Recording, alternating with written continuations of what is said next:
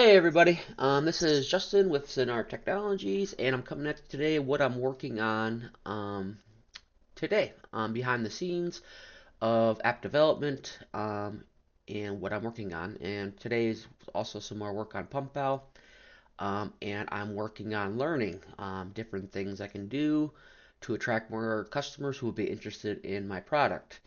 So today is actually pretty relaxing. I'm reading a pretty good book so far, The $100 Million Leads. He has a bunch of cool ideas. Nothing like, out of the top, but he explains things pretty clearly in it. So I'm kind of going through that, reading it. Right now, I'm just kind of power reading it to get the concepts to see if it's worth pursuing. And then I am going to go through and take what I want out of it and attempt to use them, because if you don't use it, then, it's useless information. Uh, but yeah, that's what I'm doing here today. I think I'm gonna kind of follow one of his concepts in his books, is to offer something valuable free. I'm thinking maybe I can do how to build a system to allow me to bring in customers almost as a personal trainer, and we'll bring in only so many people, like maybe like 20 people, something I can handle without having to work too hard. 20 people online course, and that'll help them understand, what their goal is. Do you want to gain weight? Do you want to lose weight? Do you want to, um, whatever it is, right? And then I'll help them through that lifestyle, and then I'll have a way to track it online so I don't have to do too much work. It'll be automated systems to where, I'm emailing them or I'm telling them what to do. And then if I notice that they're not checking in on these systems, then I'll actually reach out and call them, and we'll have a conversation with them and try to keep them motivated. And according to the data, it takes about 2 months to form a habit. So if I can just get them to form a habit of using the app, one, using the app, two, eating healthy, doing what they want to do, staying disciplined, going to the gym. After a while, it becomes automatic because it's just something you do. Just like, I mean, you don't have trouble showering every day, right? You don't have trouble brushing your teeth. Why? Because you know you have to do that. It's good for you. You just do it, right? Um, but everyone looks at the health issue or working out as like something that, is optional. But in most cases, I mean, it's something you should be doing. At least getting some form of exercise, moving around a little bit. Definitely trying to eat healthier. But yeah, that's the goal, and I think I'm going to steal that from him. I think a lot of his stuff in this book is going to be very pertinent, or is that the word I'm looking for? Yeah, it'll be applied for more like, if you have a service-based business or you're offering a product or service to like local companies, which is good because I have my other business and I'll be using that too. Definitely a good book so far. I plan to read $100 million offers, and I'm gonna try to digest that, see if there's anything, little nuggets of information I don't know, or new ideas to bring from that. That's also one of his books. I'm gonna be reading that one next. Haven't got into it yet. Um, and the next one will be the $100 million money models. Um, and that's what I'm gonna be reading next. Haven't got into it, but it's more about how to structure things to make more money. Uh, I already read Entrepreneur to Millionaire, which is a really good book. I think this pertains to people that are trying to, or they already pretty much have this really established business. They have a bunch of employees, and it's beginning to be inefficient from when I was reading on this one. And they have to get efficiencies in it. So less for more is kind of the concept here. Like a lot of people think, like they just need to get more sales, so they hire more salesmen, which brings in the same amount of sales, and that's more for more. Whereas this one's focused on, what do you have? Let's find a way to produce more for less. So use the people you have, where the systems are inefficient, and figuring out how to um, make them more efficient within your organization. So that's what I'm doing. A lot of just reading up, getting knowledge, hanging out on the couch, soaking it in. But it gets you brainstorming at least about what you're going to do for your systems. And new ideas might be in there. Sometimes it's something you already know, but there might be a nugget of something you don't know. That's why I usually power read the first round, and then the second round I go through and really take in what I want to take in, what I don't want to take in.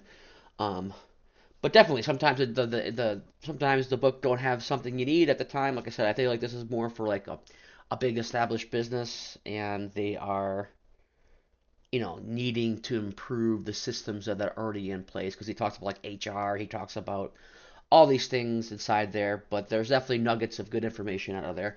And I followed one of their advertising models inside of this, and it almost reduced the cost by half. So there was something I took from this book um, to use in anything. So I mean, it wasn't completely wasted time. Um, but yeah, and that's what I'm working on. Is that one, and then I got brainstorm. I already got some notes set up of how I'm going to bring in the customers from the data that we have. This is my lead magnet, kind of taking notes as I read it, and I am working on that. And then I'm going to continue to build that system. I think I'm going to do that, and I think I'm going to turn it into maybe like later on. I'm going to be like, okay, if this actually works, right, and they're willing to go through these programs, um, maybe I'll just add that to the app, right? So maybe I will just add in like a feature you could pay monthly, and we personally will call out to you and we'll do that. But that's a hard one to do without like more people working on it. Um, but that's what I'm working on the advertising side of things and learning, getting better at it because I know that's my weakness and I need to work on it. So that's what I'm doing. And I would think too, if you're interested in app development, let's say you're like a retail store or you're looking for an app, I wouldn't worry about that too much. The idea behind the app for, say, your business is you're going to try to retain the customers and get those customers you already have to purchase from you again, right? So let's say you have a consistent, 200 customer base that comes shops with you every month, and that's the consistent money. Then you have the random people that come in and buy something. Maybe they return, maybe they don't.